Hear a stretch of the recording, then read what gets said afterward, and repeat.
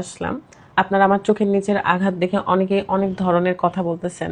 আবার আমার পেজে একটা স্টোরি দিয়েছিলাম, যদিও বা স্টোরিটা আমি দেই নাই, তো সেটা নিয়ে অনেক কন্ট্রোভার্সি হচ্ছে। হ্যাঁ, এটা নিয়ে আপনারা কথা বলবেন, খুব স্বাভাবিক, কারণ সেলিব্রিটি ফারহানা বিথির লাইফে প্রথমবার আপনারা কোনো কিছু একটা পেয়েছেন আর কি কন্ট্রোভার্সি করার জন্য।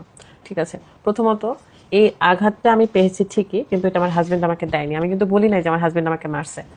আমার হাজবেন্ড এখন হসপিটালে আছে, কারণ সে অসুস্থ। তার মানে এটা না যে আমি আমার হাজবেন্ডকে মেরে হসপিটালে পাঠিয়েছি। আপনারা কিন্তু আপনাদের মন মতন ভিডিও বানাচ্ছেন এসব বলে বলে। এসব কইরান না। এসব আমরা এমনিতেই একটা খারাপ সিচুয়েশনে যাচ্ছি, মানে পার করতেছি খারাপ সিচুয়েশন। তার মধ্যে আপনাদের এইসব ভিডিও আমাদেরকে আরো বেশি ডিপ্রেশনে ফেলে দিচ্ছে। যাই হোক, আপনারা ক্লিয়ার হয়ে নেন। স্টিল নাও আমি কিন্তু আমার রুমেই আছি। জয় ঝামেলা একটু করে হতেই পারে। তো আমার হাজবেন্ড রাগের মাথায় ওই স্টোরিটা দিয়েছিল, বাট তখনই আবার হচ্ছে আমরা ওটা ডিলিট করে দিয়েছি। তো আমি বুঝে গেছিলাম, কারণ যেহেতু এত বড় একটা পেজে একটা এত সিরিয়াস বিষয় নিয়ে স্টোরি দেওয়া হয়েছে, এটা নিয়ে অনেক কথাবার্তা হবে আর এটা সহ্য করতে হবে, কিছু করার নেই।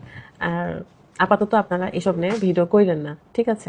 দোয়া করেন, কারণ আমি দেখলাম রাজশাহীর একটা গ্রুপ আছে, আমাদের রাজশাহীর রাজশাহীতে আমার হেটার্স অনেক বেশি, কারণ রাজশাহীতে অনেক ব্লগার আছে যারা অনেক বছর ধরে চেষ্টা করে করে হয়তো সাকসেস পায় নাই, বা সাকসেস, আমি হুট করে বাইরের একটা মেয়ে রাজশাহী বৌমা হয়েছি, রাজশাহীর ছেলের বউ হয়েছি, হয়ে আমি একটা সাকসেস পেয়েছি।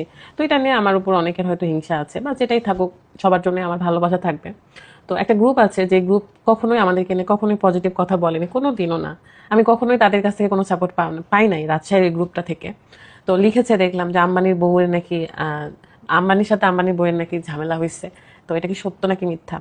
হ্যাঁ, তাদের নাকি আলাদা হয়ে গেছে, তারা এটা কি সত্য নাকি মিথ্যা, মানে খুব খারাপ ভাবে কথাটা লিখেছে আর কি।